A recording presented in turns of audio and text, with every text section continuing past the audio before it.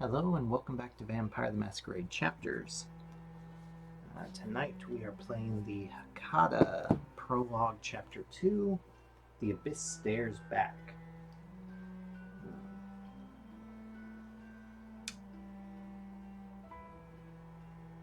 Yeah. Inventory-wise, we're still playing as Aurora. We still have the old boots for +1 movement, the night vision goggles for +1 awareness skill checks, the old grimoire we got at the end of last session, which gives us +1 die to our occult skill checks. Our humanity is 5. We have 2 hunger. We have resilience and death sight from fortitude and necromancy respectively. And yeah, let's go ahead and hop into this. You're certain. Charlotte's voice barely audible above the roaring engine and the screeching wind. I'm positive, you yell, hair whipping wildly around you. I read the instructions in the grimoire. I performed the ceremony perfectly. It showed me exactly where it was going. Stop doing that, Charlotte said, turning toward you briefly. Calling it a grimoire, she shudders dramatically to emphasize her point. Say textbook or something. I feel like I'm in a Ren fair otherwise. A grimoire is exactly what it is, you retort. It's filled with occult knowledge. What else am I going to call it? You give a glance at the GPS to make sure that in your haste you entered the right address. St. Albrecht Church, outside the town of Joliet. 11 minutes, ETA good. It's been weeks since New Orleans, and we followed the trail of the surgeon relentlessly across the United States, hitting the road on the first hours of the evening, only stopping right before daybreak in whatever flea-ridden roadside motel could have the thickest curtains in the most private rooms. Gave you the time to decipher the obscure academic texts left entrusted to you by your sire. You certainly didn't have the time to devote the appropriate time and care to learning every subject that the grimoire touched, but you had enough time to refine a few ceremonies described within. Jan's old findings now improved by your own notes and experiences. Every evening, and once again before each sunrise, you would enact ceremonies meant to detect the presence of the surgeon, noting coordinates and cross-referencing them to find where you believed you would find the spectre's latest murder. After nights of grueling work, you finally had it. You were certain that if you hurried, you would get to its location before the surgeon left the site. Excited, you ask your sire, placing a hand on her wrist. Extremely. She gives you a long kiss on the lips and turns her attention back to the road when the car suddenly starts slowly curving to the right. Let's get this asshole, she says giddily, gripping the wheel with force and conviction. Objective, get to the St. Albrecht Church before the surgeon disappears again. Read event E1. Errata for this scenario.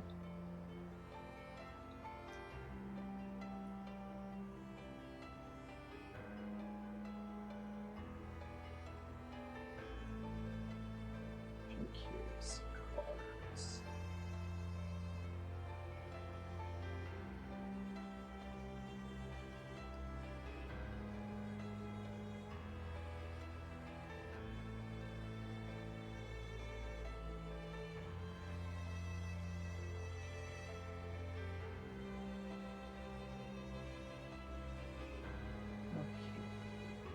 Hecata 2. There's a lot on Hecata 2.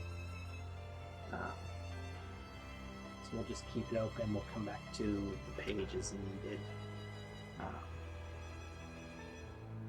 So, The Abyss Stares Back, Event 1.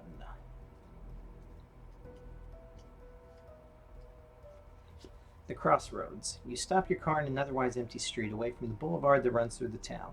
Darkened alley adjacent to an old movie theater seems to be what Charlotte was aiming for. Sensing your doubt, she turns to you. In case we have to get rid of that troublemaker away from prying eyes, she simply says. Also makes it easier for him to do the same to us, you comment. So negative, Charlotte steps out of the car and walks with you toward the seemingly deserted alley. A man further ahead steps out of his truck and hands in his pockets, walks slowly towards the alley as well. Alright, that guy's either way too confident for his own good or way too oblivious about meeting two strangers in a dark alley. Your sire leans towards you as you walk. We're in unknown territory here. I'm not 100% on who's currently in charge of this area, so if he's kindred, let's try not to make any enemies. If he's kind, well, she licks her lips suggestively. How about you go and see what he wants, dear, she says, looking at the dirty alley and obviously finding it wanting. And quick as you can, too. The surgeon won't linger forever. Just see what he wants and come back to me. You sigh. At some point, love, you'll have to interact with people on your own. Charlotte giggles. Not while I have a strapping young childer to do it for me, Dove. Now go on. She taps the non-existent watch on her wrist to remind you that time is ticking. Reluctantly, you step into the alley where the man is waiting for you. Alright, so Let's go right for him. 1, 2, 3. That is Clarence Bleecker, page 17.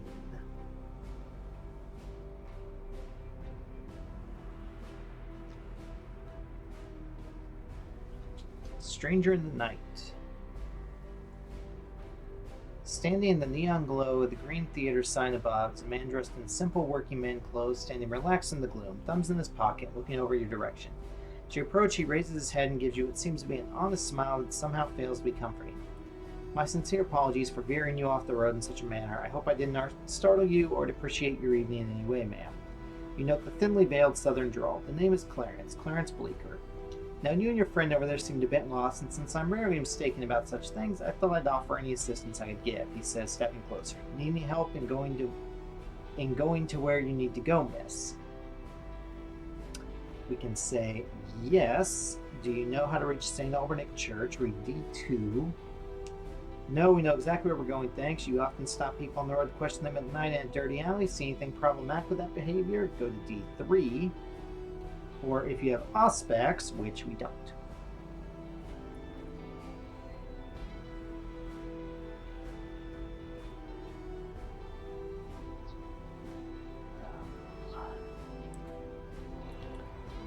Let's go to...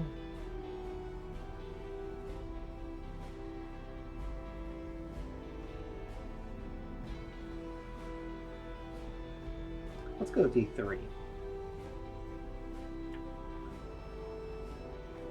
Citizen's arrest.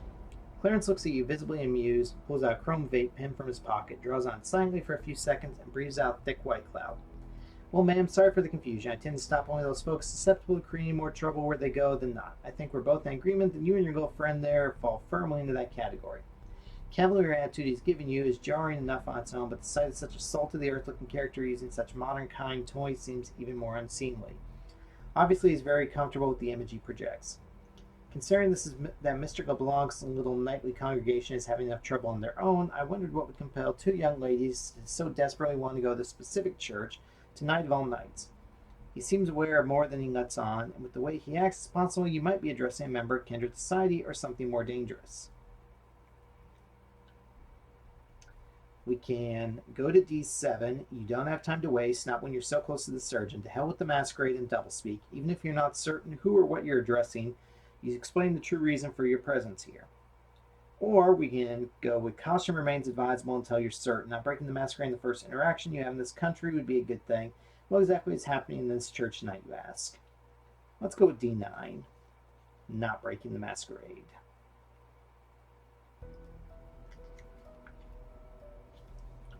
Unholy night, he scoffs. I'm not in the habit of sharing my information so freely and not with just about anyone neither. He clears his throat. See, when I saw that you were one of the kindred out there on the road, I knew exactly where you were headed. There's not much going on for us in this area. Easy deduction from that point forward. Seems to notice your fleeting look of surprise when he mentions your nature. Don't you worry none, miss. My job requires me to be on top of such matters at all times. Just so happens I have a knack for seeing the truth of people before I talk to them. Comes plenty handy, as you might be able to guess. If he's kindred, he might be sympathetic to the fact you need access to the church before the surgeon leaves, read D14, or you lie telling him you had no intention of going to the church, read D12. It sounds like he has aspects which can help with understanding, with recognizing lies, so, you know what, fuck it, we'll tell him about the surgeon, D14. Please, sir. Sir, it's imperative we have access to the church. I think it's the work of a spectre we've been hunting called the surgeon. We need to get to it before it escapes again, you plead. You need to be clear about a few things, ma'am. Specters and spirits, I don't know anything about. What I know is there's going to be some very puzzled cops who are going to be asking a bunch of very awkward questions if I let them see the inside of that church. Seals a few little puffs of sweet-smelling vapor. Nothing a little bit of work on the electricals can't pass off as an unfortunate fire that consumed all those nice people, but that fire is coming, miss, whether you want or not. You attempt to convince him to give you enough time to clear the spectre before he torches the whole building. Make a social plus persuasion check, difficulty 3.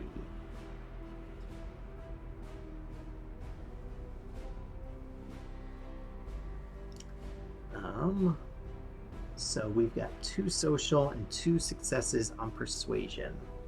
So we need to get 1 success.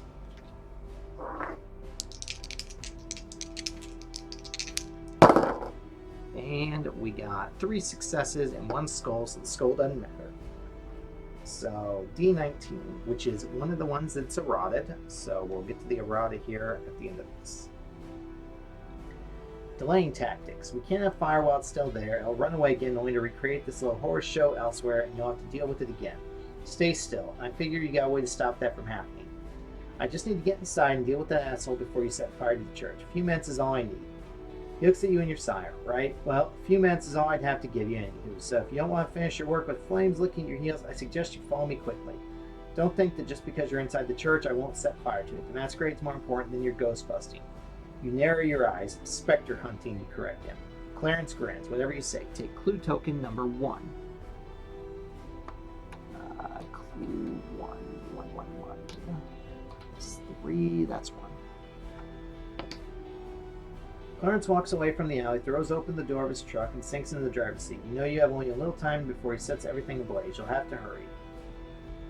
Set the round tracker to 10. If the round tracker has reached 0, you must read event E25. Resume playing. So round tracker goes to 10.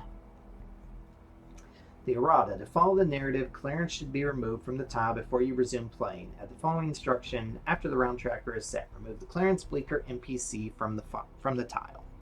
So there we go. If the round tracker reaches 0, you have to read E25. Resume playing. So, let's tell Charlotte what we know, because we're going to need her and we're going to need to go fast. So, 1, 2, 3. And then we're going to talk. Charlotte Milner, page 5.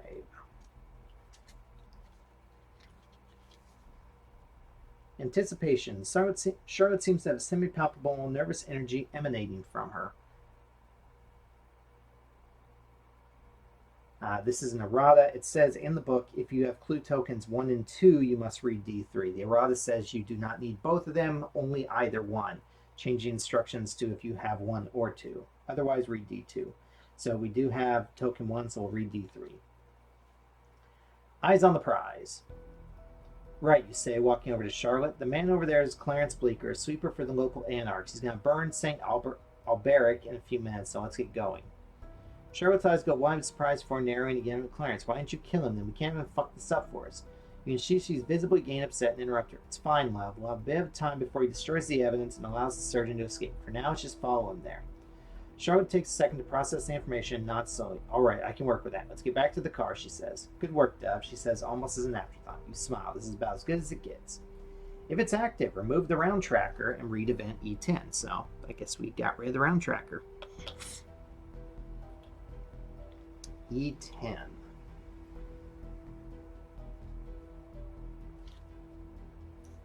Janitorial duties.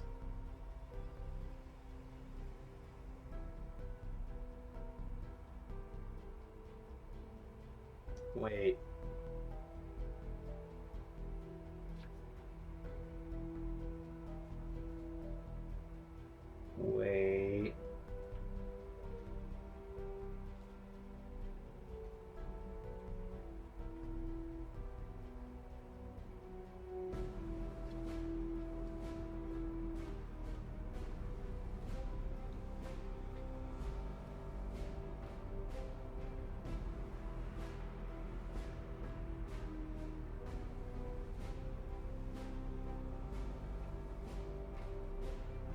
Okay, E10 seems odd to me, but I guess it's probably right.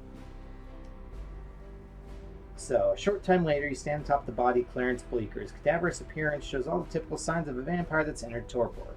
Charlotte shakes her head. Disappointing, she sighs silkily. I'd have liked to get along with the anarchs who control the area around Montreal, but I suppose it couldn't be avoided. You nod, kneel, and hook your arms beneath Clarence's shoulders. Help me move him. Together, you leave Clarence's limp body in the trunk of Charlotte's car. Then, after piling in the front, you start the car and drive towards church, making a note to leave the body somewhere deep in the woods for the sun to find in the morning. Read E12. St. Alberic de la Redemption. Satisfying roar, Charlotte's black 1966 Mustang convertible dulls to a low purr as you approach a small parking lot on the side of St. Alberic's church.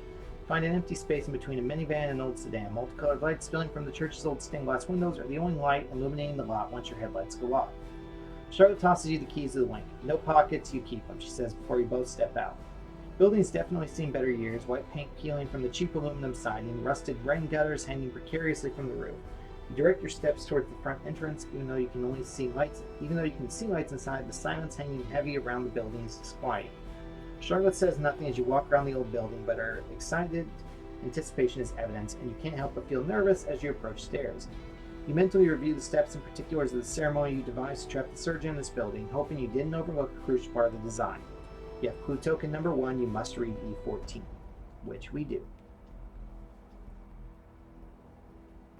Clarence is waiting for you near the main entrance. Yeah, see, I feel like that wasn't supposed to send us to D10. Oh, okay. D3. There was an errata I overlooked. This page leads to the wrong page. It should read event E12 instead. So let's ignore the fact that we put Clarence into torpor, and just that we're at the church now with him. So E14, crime scene. Clarence is waiting for you near the main entrance, leaning against the frame. His sempiternal vape pen in his mouth. He nods when he sees you approach. Friendly word of advice. Whatever happened inside there may be hard to witness for some sensibilities. Charlotte scoffs and gives you a complacent glance. Our sensibilities are quite fine, sweeper. Step aside. She walks toward the door with a singular focus. Clarence stands up straight and readjusts his belt. Suit yourself. Personally, I don't think there exists enough fire to make this place holy again. He exhales a small cloud of vapor before stoning his pen. But you can be damn sure I'm going to give it a try, he mumbles to himself. As you step in, the first thing that hits you is the smell, sweet and metallic. The amount of blood that's been spilled is surprising, even for a monster like the surgeon. Still fresh, too, you know. You might not be too late. Several bodies are strewn about the nave of the church, but what catches your eye is the man, standing immobile in front of a corpse strung up on the Christian cross in the center of the room. Remove the current tile and all tokens, and then set up tile H02. So get rid of him. Take off us. Get rid of these.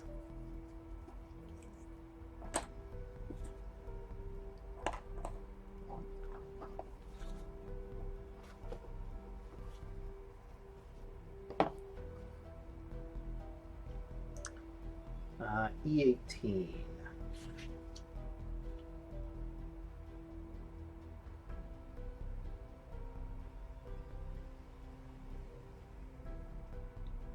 The cleaner. Clarence walks in behind you, and that would be Michael LeBlanc, the preacher for this little unofficial gathering. Or, well, he looks at the bodies on the church floor.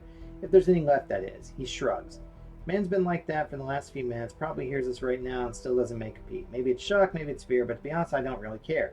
Everything seems pretty much self-contained in this room, which makes my job easier. But I did promise you a few minutes before torching the place, so he motions at the murder scene. Have at it, ladies. Set Clarence Bleecker on the designated hex. So Clarence goes here. If it is not active, set the authority tracker back to 10. If it reaches 0, you must read E22. Read E21 now.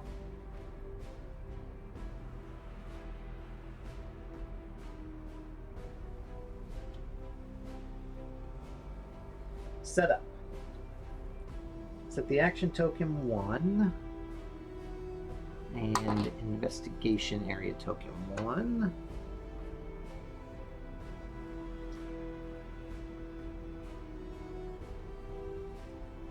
So action 1 is right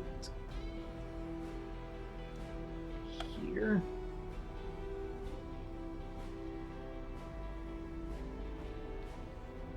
Investigation 1 is right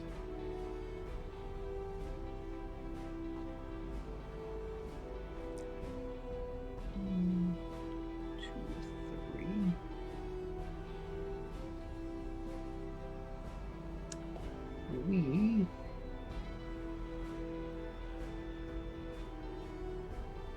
wait.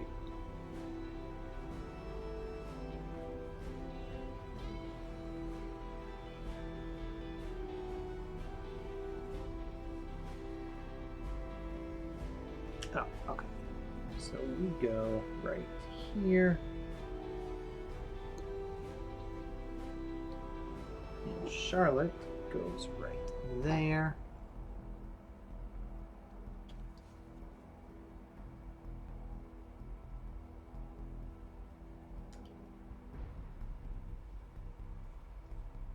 And we need Mikhail LeBlanc. NPC 142.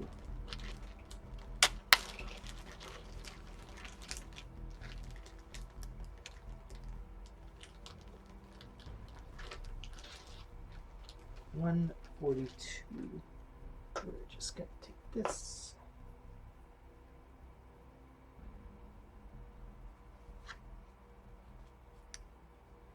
And he is looking at that. Okay, resume playing.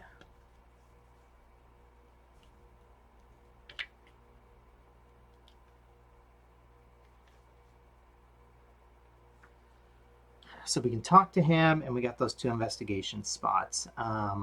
So 1, 2, 3. 1, 2, 3. Just to get us a little bit closer. So investigation 1, page 65. Defiled body. Corpse on the floor seems to have been dragged across some distance in the room before ending here. The man's graying hair and expensive suit invokes the image of a wealthy man successfully even. Cursory glance reveals his left ring finger is missing. The smell of still more blood becoming the clothes and scan of the man tugs at your senses. Blood seems still good. Perhaps it could slake some of your thirst. You kneel down before the corpse, ready to feed. Read Iron 1. You don't have time to waste. Surgeon is still here somewhere. Resume playing. I would like to have lower blood or lower hunger right now, so we've only used 1 turn. So let's go ahead and read Iron 1.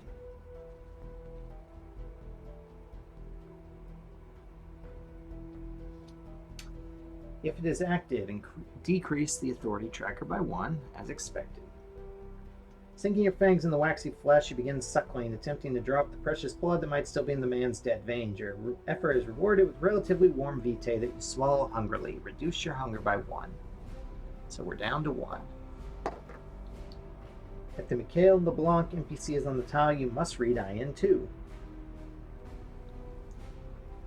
As you suckle at the cold skin, your eyes...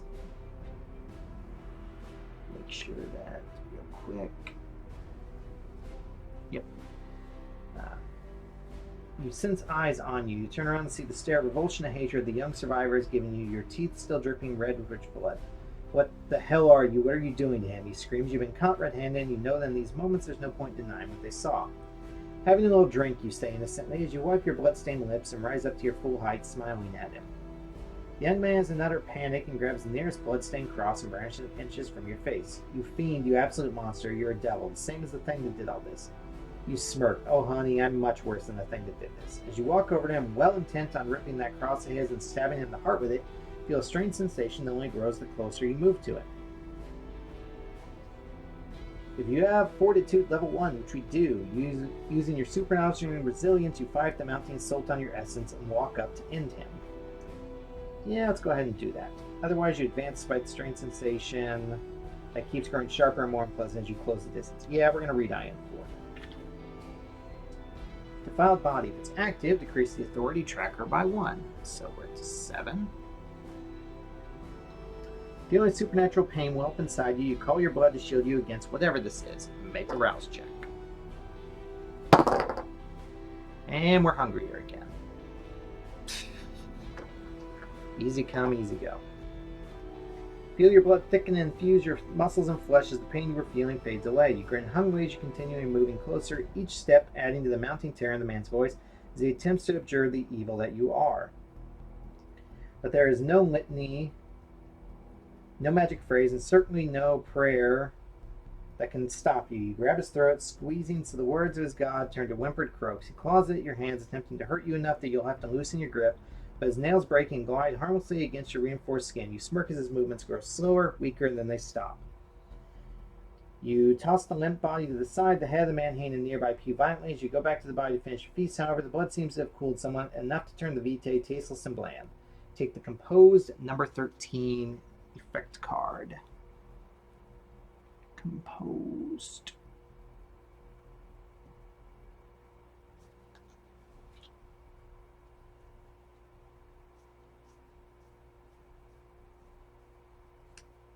Plus 1 die to your next mental check.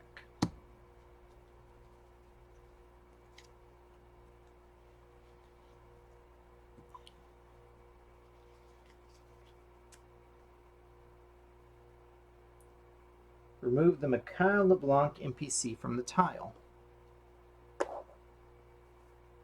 Remove Investigation Area 1 from the tile.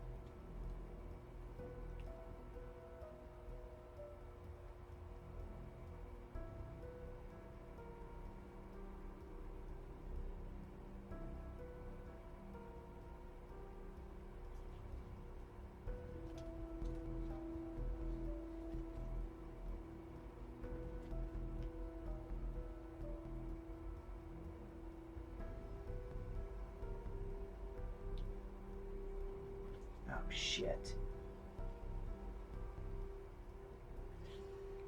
There was another errata we missed back when we did E21 and set up everything.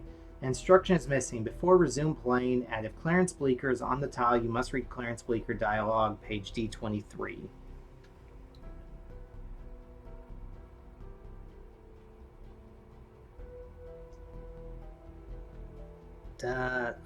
Fuck.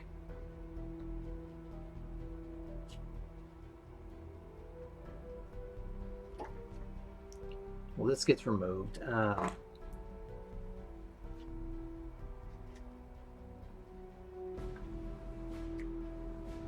don't know if this is going to change anything, but we're going to read through what we should have read through before.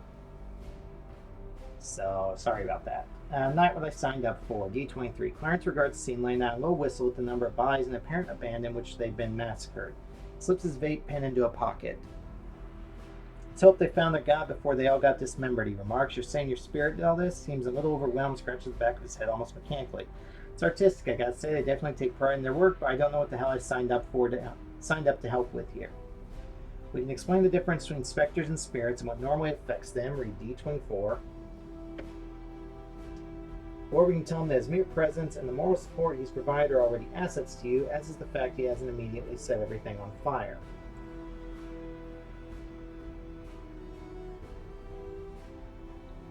Let's explain the difference. So D24. Out of his death, you smirk. Normally I'd be happy to enlighten any kindred who want to learn more about the spirits of the Shadowland, but I don't have time for a full lecture, so let me condense it down to an elevator pitch for you. Put your hands on your hips as you stare at Clarence. First, fire and sunlight. Specters like this one are creatures of darkness. It destroys them just surely as it does us if we can't flee from it. Second, some powers of the blood that the Hecata have access to have proven useful against them. There is no third. Without a body, the usual ways to kill and harm a mortal are hilariously ineffective against spirits. Unless you found yourself physically in the Shadowlands, there'd be little you could do to them otherwise. Clarence scratches his cheek and blinks slowly.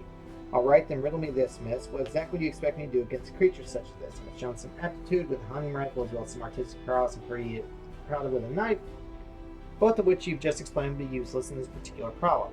Stares at you for a moment. So what exactly do you expect me to do?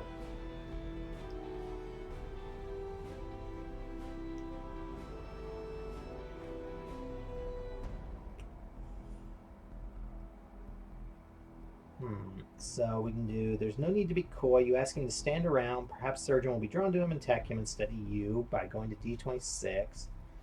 Or you ask him to hold off until you give the signal. When ceremony will take hold and keep the Surgeon trapped, he can set the building on fire. To hell with your safety, you'll be in as much danger as the Surgeon will. Read D27. You ask him to hold off until you give him the signal. Once ceremony will take hold and keep the Surgeon trapped, he can set the building on fire. To hell with your safety, you'll be in as much danger as the Surgeon will. So read D27.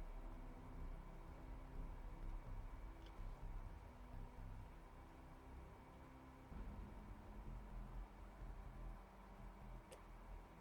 coy. You ask him to hold off until you give the signal. Once ceremony will take hold and keep the Surgeon trapped, he can set the building on fire. To hell with your safety, you'll be in as much danger as the Surgeon will. So read D27. Fire on tap. He listens to your plan. The more you explain, the more evident a glimmer of excitement in his eyes becomes. You've got nerve, lady. Fearless in the worst way. And to be honest, I can appreciate that. He reaches into a pocket and hands you a garish purple plastic cell phone. Take the burner item card.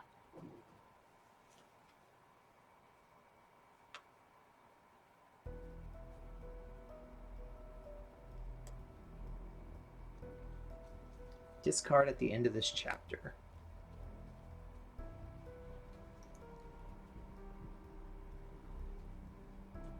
Burner, my number's already on there. Give me a call when you want me to set this church up to a good old California farewell, he says. Turn around, walking towards the front door.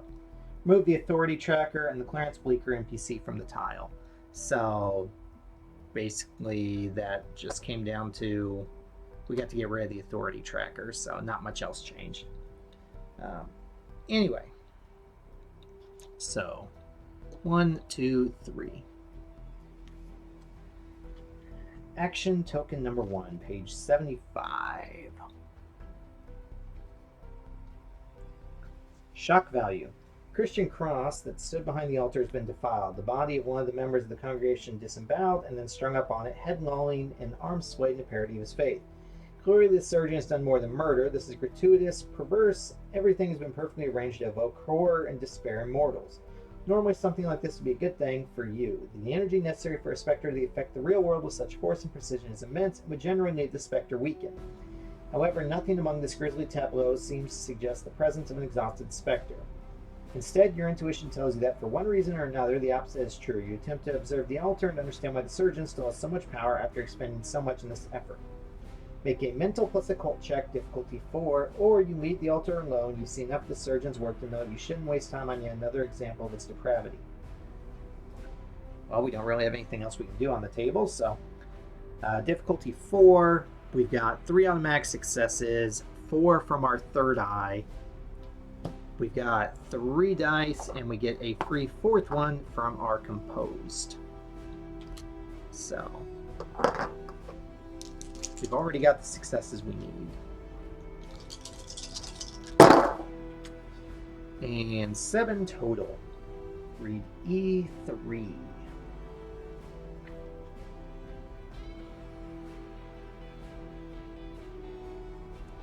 If active, decrease the authority tracker by 1. It's not. Surgeon's malpractice. Take time to observe the corpse as the expression on their faces frozen in despair and confusion. You see enough of these scenes to recognize the surgeon's work. As you look at this scene, the pieces start coming together. Every spectre is a unique MO. Most of them want to inflict as much pain and fear as they can before being stopped or burning out. What you've observed from the surgeon was, before tonight, seemingly random. It would simply murder and torture anyone it could get its hands on. This time it left the survivor. And then it dawns on you, grief and despair, the kind that can only be felt when what is most important has been taken from you. That's what it feeds on. The greater the loss, the more savory the meal. With this new understanding of the sadistic creature you hunt, you feel more confident the ceremony designed to trap it in the church will be more effective. Take the Driven number 45 effect card. So we lost these. Driven.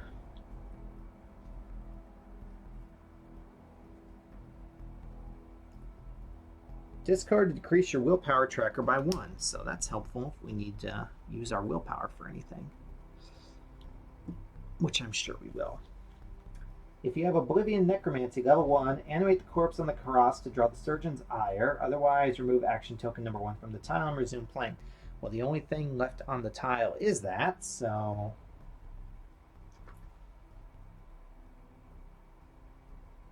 and there's definitely nothing else about another thing to do there. So read E5. Make a rouse check. We do not get hungrier. What he takes you can give back, if only to fuck up its plans. You walk closer to the corpse strung up on the cross, and cutting your hand open, you plunge your entire arm into his guts and let your cold VTM mix with his. It's active to decrease the authority tracker by 1. It's not. If Mikhail is on the tile, read E7. He's not. Otherwise, read E6. Of puppets and strings, you feel the blood being drawn from your hand into the exposed viscera of the man. Motion beginning as small tremors soon bloom into full jerks and shivers. You look at the thing satisfied at the body murdered by the surgeon's hands brought back to life by your own. Nothing close to full life, of course, but close enough that it should be infuriate the spectre who'd see its beautiful work spoiled. You untie the corpse from the crossline and slide down awkwardly to the floor where it rises to its full height, growling aimlessly at the room before lumbering towards a nearby corpse and starting to feed.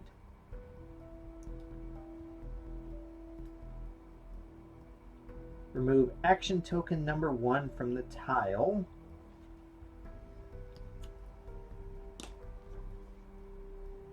Set the Shambling Risen Dead NPC with the first Shambling Risen Dead, number 31, stake card on the designated hex.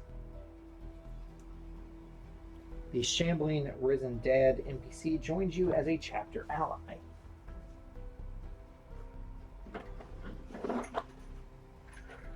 Shambling Risen Dead.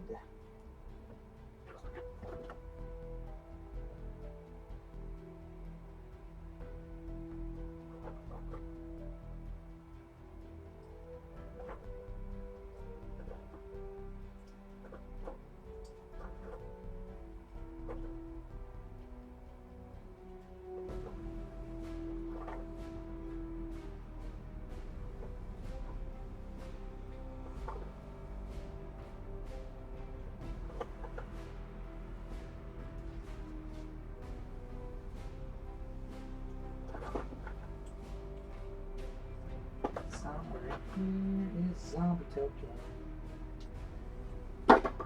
There it is.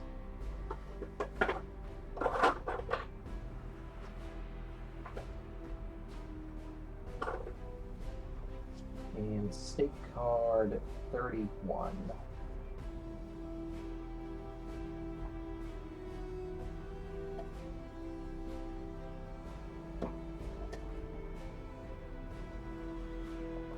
Six.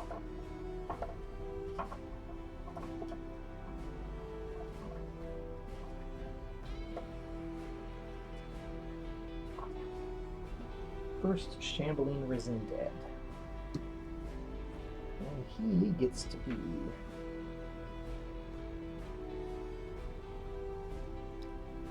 right here. Okay.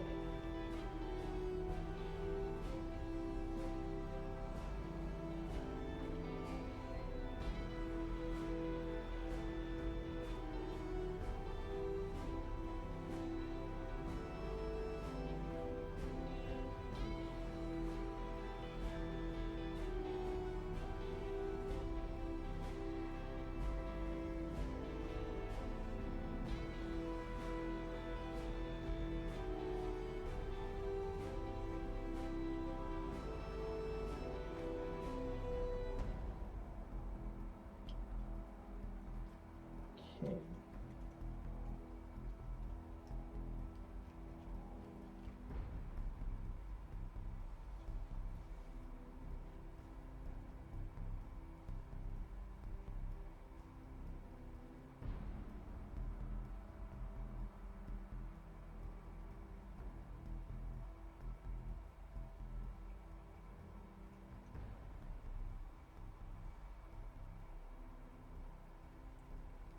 Um,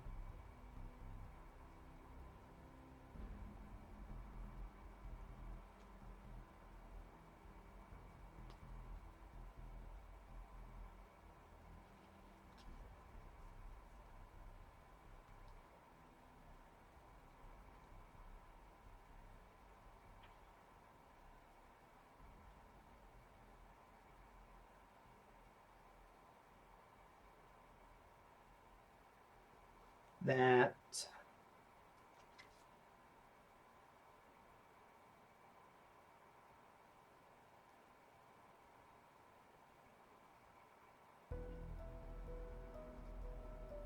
that's fine, but there's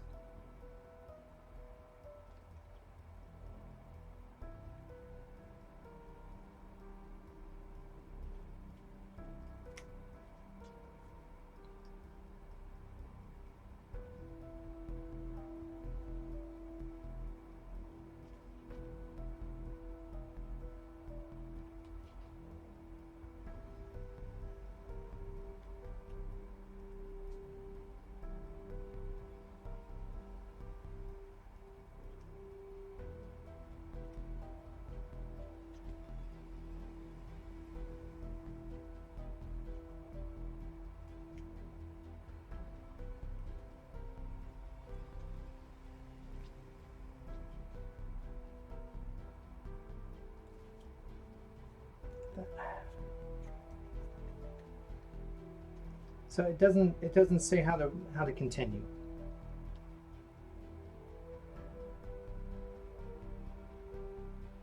$3d5.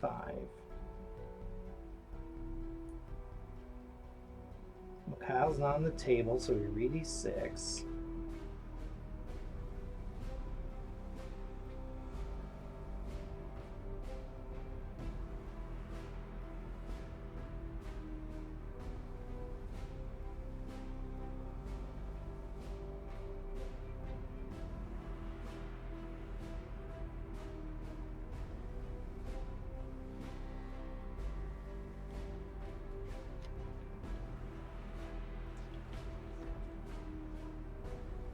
I really hate to have to do this, but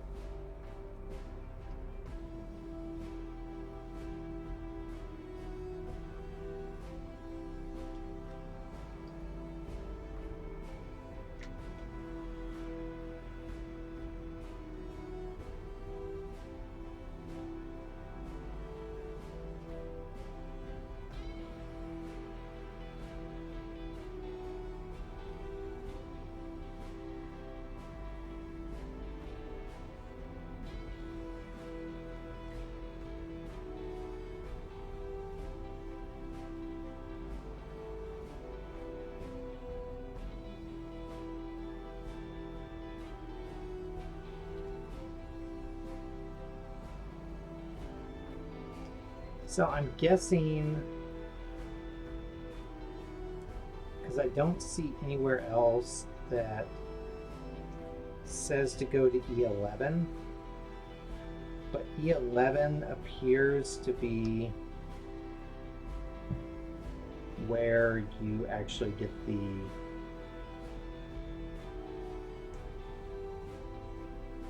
him summoned. Yeah, there's nothing I can find here about going to E11. So that's my guess, because I'm not finding anything else. I didn't want to have to read through the book, but it is what it is. E11, the final showdown. You approach the cross. The votive candle will serve well as an anchoring point for the ritual. Having already prepared the ingredients necessary for weeks, taking a container filled with your vitae, in which floats a pair of broken glasses that Charlotte gave you. She nods as she stands beside you. Hope that asshole still reacts to old fetters, she mutters. Placing the glasses in the center of the candlelit circle, you draw intricate lines with your blood on the faux wood vinyl tiles to represent chains that will bind the surgeon in this room. The ancient Sumerian feels stilted in your mouth, but you practice it enough to repeat it from memory without any mistakes. First incantation seems to do nothing, so you repeat the words once more, putting more anger and will into them. An inhuman screech pierces the silence of the room. As you turn, you see the surgeon's form coalesce from the nearby shadows into the center of the room, hovering mere feet above the pews. Its horrifying distended lips and claw-like fingers unfurling as it gazes down at you. Set your character, the surgeon NPC, and the Charlotte Milner NPC on their designated hexes. So we go to here. Charlotte goes to here. I'm going to move the Shambling Dead there, because that's where the surgeon is supposed to go. So let's grab him real quick.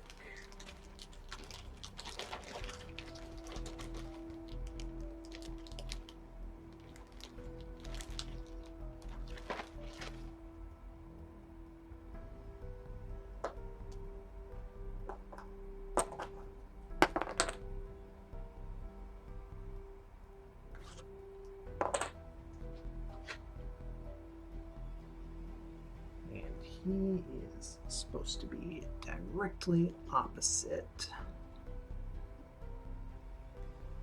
of Charlotte. Read E13. Manifested grief. Meddlers, meddlers, the rage emanating from it fills the room with more heat than you thought possible. You meddle with what should be. It seethes and grows, fueled by its hatred of you. I don't do the work of fate. I don't, but you've spat at the face of death once. I'd like to see if you can repeat your feat a second time. It leers down at you menacingly as you hear the creaking of wood and metal. The entire building strained as its mere presence. Charlotte takes a step forward toward the coalesced darkness. She looks more alive now than you've ever known her to be. I'm going to sink my fangs into your fucking essence and drink just enough to leave you weak and broken so you hang on eternally. Powerless and humiliated, she curses. Thing looks stunned for a moment, then a dark gash of a smile spreads on it, the wisps of darkness that forms its body growing darker. Is that what you fear, Milliner? Powerlessness, and the blink of an eye, a dark tendril stabs your sight through the chest, lifting her up with the inches of the surgeon.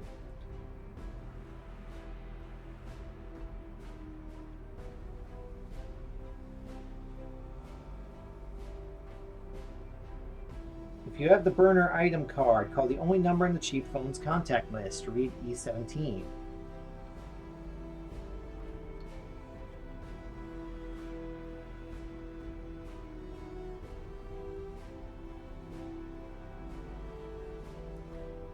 Okay.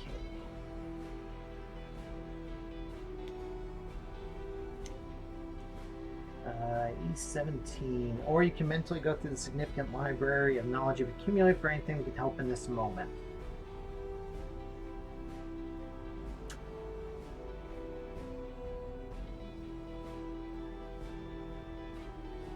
I think the fire's probably going to help, so hopefully. Famous last words, fire will help. So we're going to go to E17. Who are you going to call? Gripping the cheap plastic cell phone, you press the speed dial button and hear lost stack interference, possibly due to the stranger's overwhelming presence, possibly due to the low quality of the burner phone. Most likely a happy marriage of the two. You feel relief as you hear the ringing indicating the connection is established. As soon as you hear the click of Clarence picking up, you scream, "Fire now, Clarence! I need the fire now!" "Don't tell me twice," Garwood replied, barely understandable. You drop the phone at your feet as you hear a low hum of electricity run through the building before the lights go out. Scent of ozone fills the room, followed by the coppery smell of electrical fires bursting from all corners of the naves. To your great surprise, you see the vacuuming effect the surgeon seemed to have on the oxygen in the room is actually drawing the flames to its form. Read E20. Things are getting heated. Set fire tokens on the designated hexes. So we need fire tokens. Probably all of them.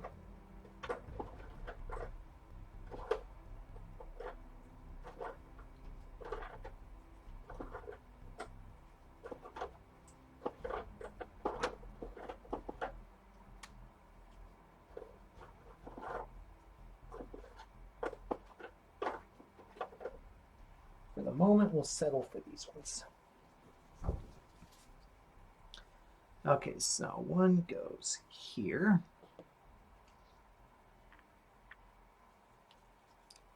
One goes there. One goes there. And one goes right where he is.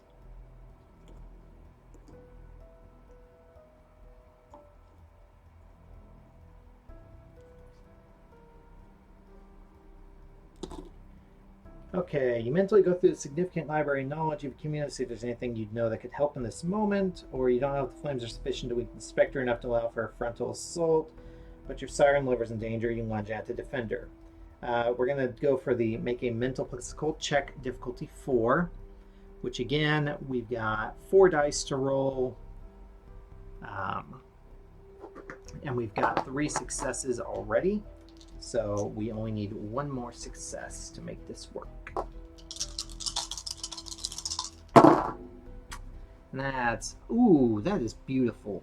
So that's 6, 7, 8 successes. Read E23. Darker than black, something jumps at you as you analyze the situation. Without body to possess, surgeons should not be able to speak, or at the very least not in the classical sense, and yet it does. Looking around the coalesced darkness that pulses near the spectre's body, you realize it's not only shadows or tendrils of darkness, but a glimpse of the underworld itself. It seems the surgeon's actions, paired with the power harnessed by your ceremony, have left the veil separating the world from the Shadowlands in absolute tatters, so much so the two have melded. You know this is not something that should be attempted lightly, but you know that if you move closer to the surgeon and attempted to pass through the maelstrom of darkness, you'd most likely find yourself in the liminal space where it's currently operating from. In that space where reality obeys different rules, you would be uniquely placed to affect the spectre directly. Of course, it was exposed you to it as well, making you just as vulnerable in turn. We can brace yourself and walk straight into the heart of darkness, hoping to get to the surgeon in its own domain, or you by reading E28, or you can't risk your immortality on such a gamble. Your siren lever's in danger. If it's physical enough to wound Charlotte, it's physical enough to be hurt from mundane attacks. Trusting your rightness, you lunge at the surgeon to defend her. Read E29.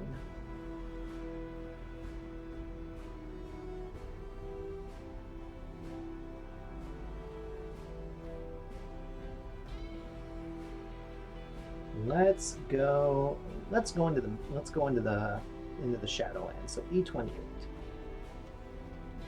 When you gaze into the abyss, you keep your eyes on the swirling maelstrom of gray wisps and try to quiet the part of your mind screams at you. You have much too little information to be certain this won't end you. You give a glance at Charlotte impaled on the shadowy appendage. The voice in your mind quiets. You know why you're doing this. Speeding up to a sprint, you have to tackle the spectre as you reach it.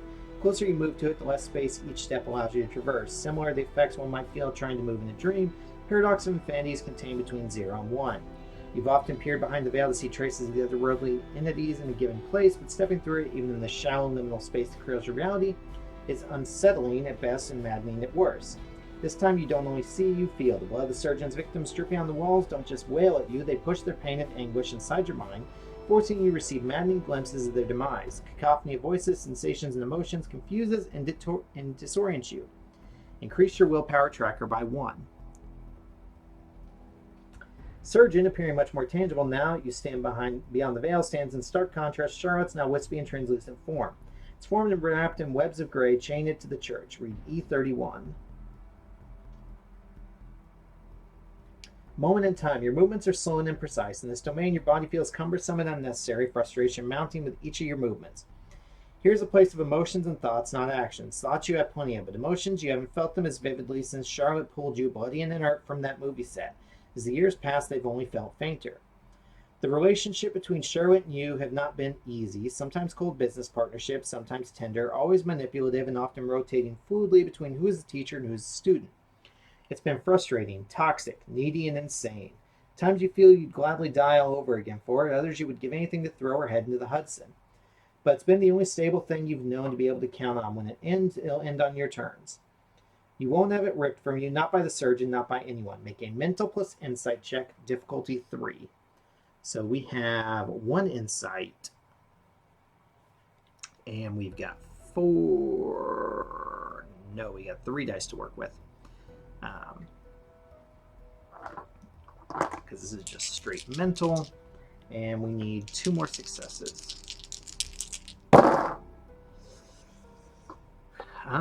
Well, we are going to spend a willpower, because otherwise we're going to get hungrier. That gives us 2 successes. It still won't make it, but we won't get hungrier from it. So, failure, read E34. Unfocused. As you try to focus your thoughts, the wailing of the murdered victims of the surgeon all push their selfish needs to be understood through your psyche. Can't concentrate on your own emotions long enough to make them clear for you. For the first time since you stepped through the veil, the surgeon's gaze turned to you. A disgusting purple tongue licks the edge of the gash that serves as thing's mouth, reveling in your confusion. You're not used to this, are you, little fly? It hisses as it moves onto you in the blink of an eye.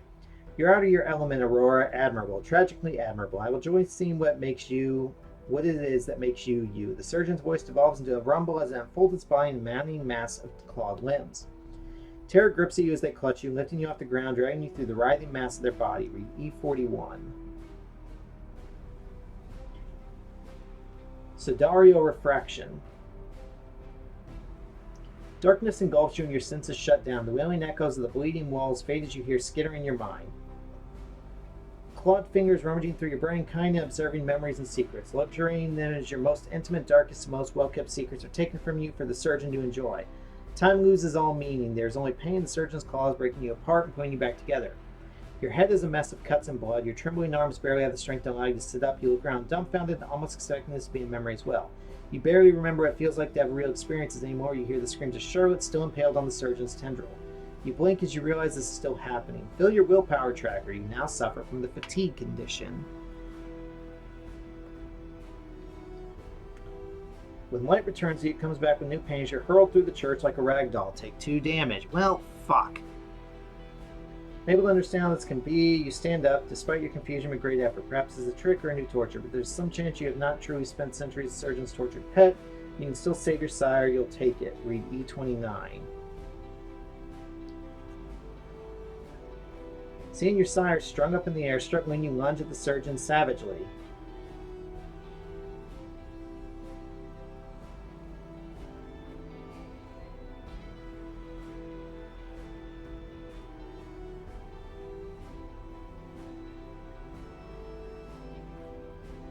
The Surgeon NPC uses the Surgeon 93 state card.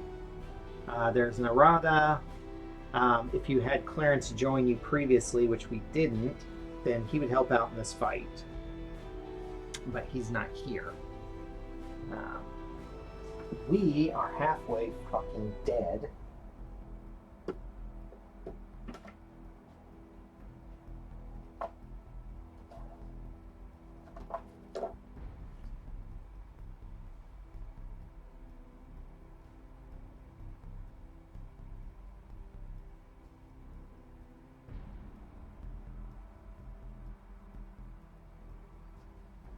Yeah, we're gonna lose this. We're gonna die.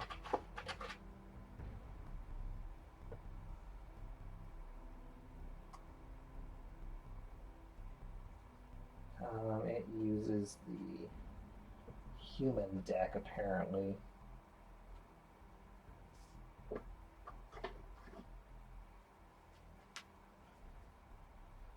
And the Risen Dead uses the animal deck.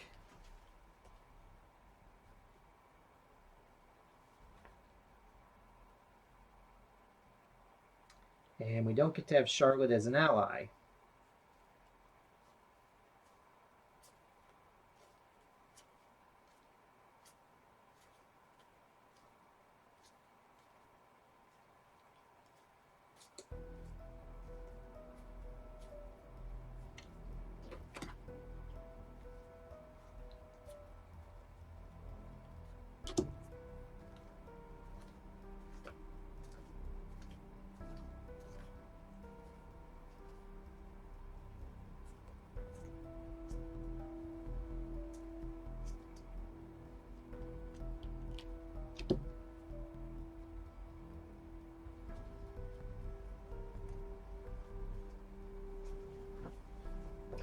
I'm sure if we hadn't gotten absolutely fucked on that roll, we'd have Charlotte as an ally to make this significantly easier.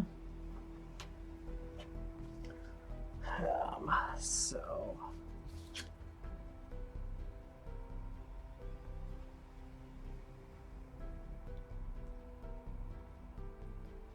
we also need... Fuck. Okay, so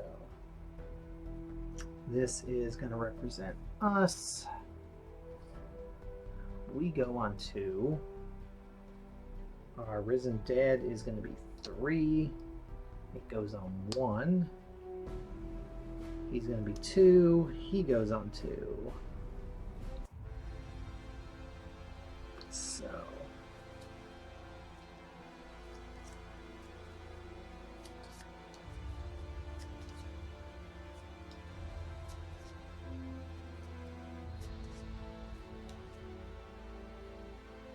his cards. Let's get the Shambling Dead's cards.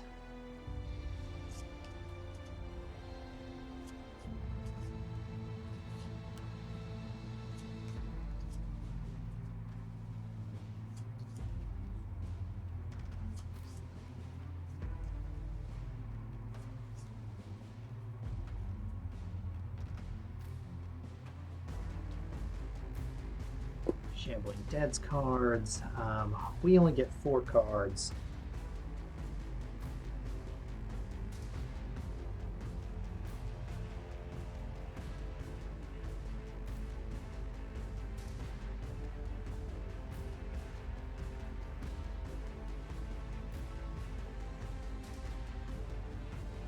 We have no weapons, so our 4 cards are going to be Punch, Bite, Low Kick, and Guard. Not that we're really going to be able to do anything, because this is going to suck. Combat begins. It's the beginning of every round, I believe, that fire spreads. Yep, beginning of every round, fire spreads. So, towards the nearest NPCs, or towards the nearest characters, I should say.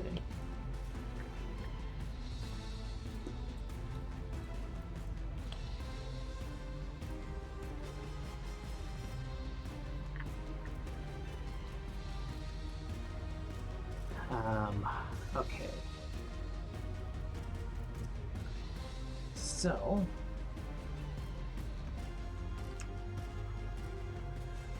for my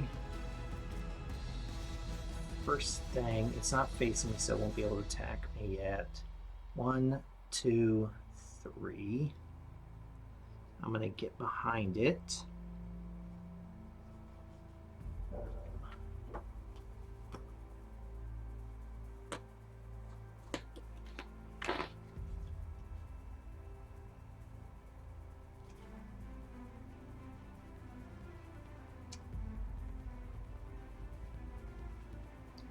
Then I am going to rouse the blood to activate resilience.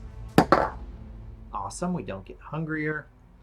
We've got permanent -1 damage, at least until the end of the battle. And I'm going to spend an action to use my driven card to give us 1 willpower. So we are no longer fatigued, which would mean -2 dice. So that's all I got there. At the start of his turn, he takes 1 unpreventable damage per fire token adjacent to him. So, oh, at the start of every round. Okay, so he would already have 2.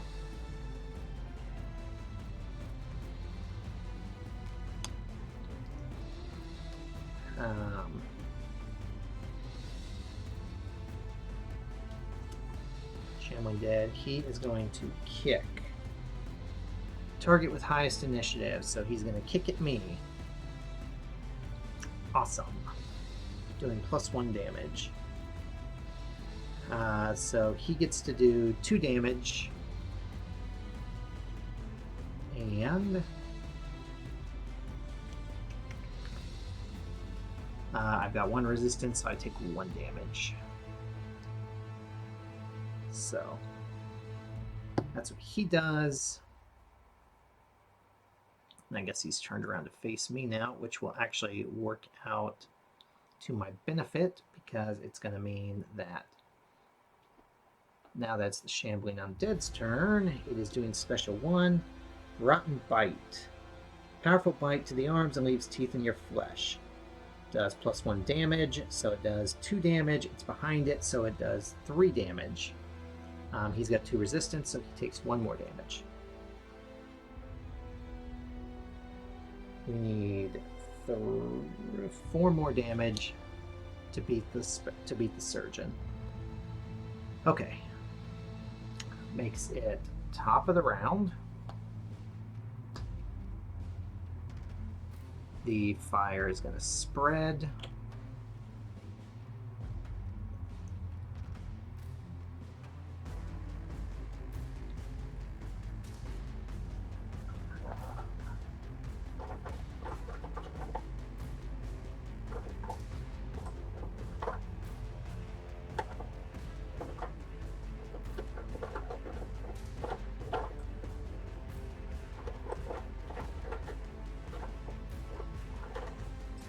Don't know if you are actually expected to need this much fire, but I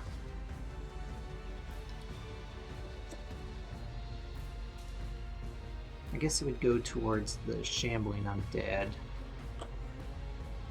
because he would get damaged because Charlotte's not in the combat.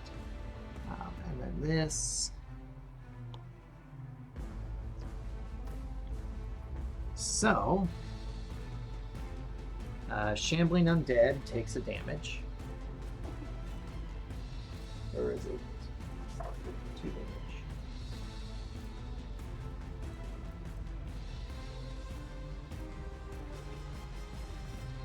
They take 2 damage. So, Shambling Undead is nearly dead. He's got 1 more hit left in him.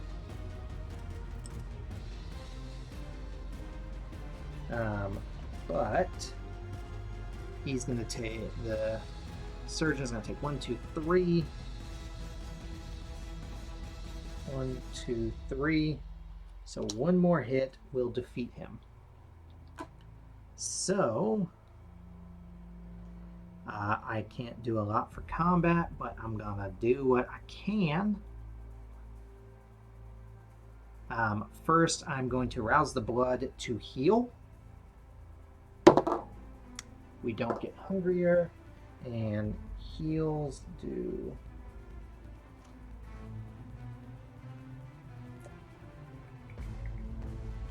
I believe it gives you 2 health back.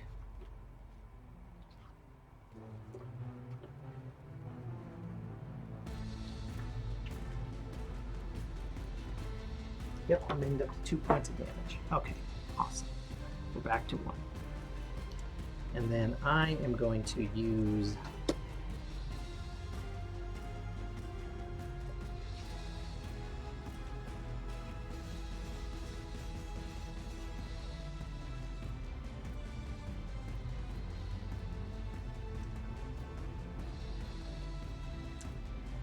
Not that it's gonna matter, but I'm gonna use Bite for my attack, which will give me +1 die, which, I mean, still ain't much. This is that, and so his attack is going to be a kick, so he's not going to defend himself, which is good for me. So I've got 2. So 2 hunger dice and 1 extra die. So I do 1, which he soaks. So I do no damage. It is his turn. He is going to again kick me, which he does 2 damage, which I soak 1. And my Shambling Dead is going to bite, which is +1 damage. So he's doing 3 because he's behind him. So he actually does the one we need to kill the surgeon. If you win, read E42. Vindication. Frayed essence of the surgeon unravels like ribbons of darkness as it seethes and rages weakly. The tendril of darkness that held your sire in the air slumps, and Charlotte, pain, crawls away from it, coughing blood. As you approach surgeon's prone form, ready to deal the killing blow, voice resonates through the church. I told you not to get carried away, now look what you did. The silhouette of a man stands near the main entrance, holding what seems like an urn under his right arm and a fresh corpse in his left, held up by the hair and dragged across the floor.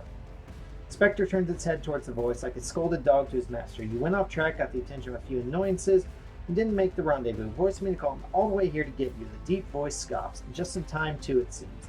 Silhouette cuts his hands with a wicked blade and snaps the neck of the unconscious man before dropping the now useless corpse on the floor. In you go. You've wasted enough time. Your eyes go wide as you see the surgeon get dragged toward the urn, clawing madly at the floor, but to no avail. The surgeon's darkness is soon swallowed up in the urn as the man takes it back under his arm and starts leaving. You fucking asshole, you're not stealing this from me, Charlotte rasps as she stands up and sprints towards the man. Read event 43. Like a moth to the flame, Charlotte passes you before you can react and charges the man, determined to have her vengeance once for all. The man stands calmly as she reaches him with impossible strength, catches her forehead with his hand, slams her down the floor. You watch his shadows well around the man, similar to those of the surgeon, and darkness envelops her and him. You run toward them, but when the darkness dissipates, there's no trace of Charlotte. Hearing footsteps descending the church's stairs, you push the doors open, only to see the man wearing a human skin coat, closing the door of his car and peeling off from the church's lawn.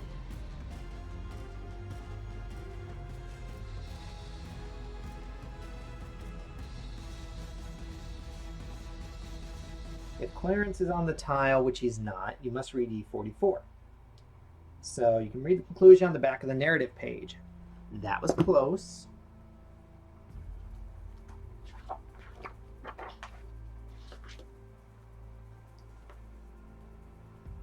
You run to the parking lot and find your sire's vintage car where you left it, taking the keys Charlotte gave you for safekeeping. When you came in, you sit in the driver's seat and turn the ignition. The well-maintained motor roars to life along with the radio, screaming hard rock in your ears. Pressing down the pedal, the tire screeches. You drive over the lawn, over the sidewalk, and out into the night.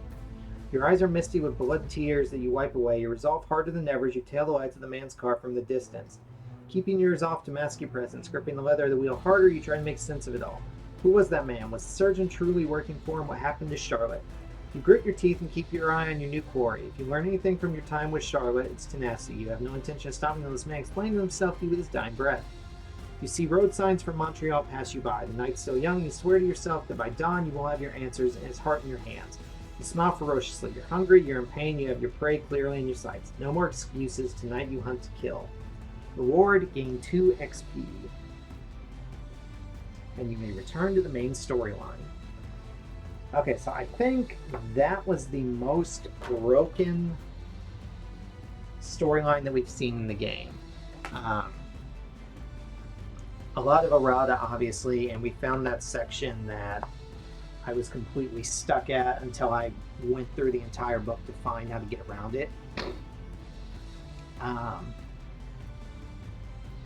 But yeah, we have completed the Hecata prologue, so there we go. Thank you so much for watching. I hope you're still enjoying it. I know this one was a little bit longer, but again, we had problems. We had to sort with it. We will see you in the next one when...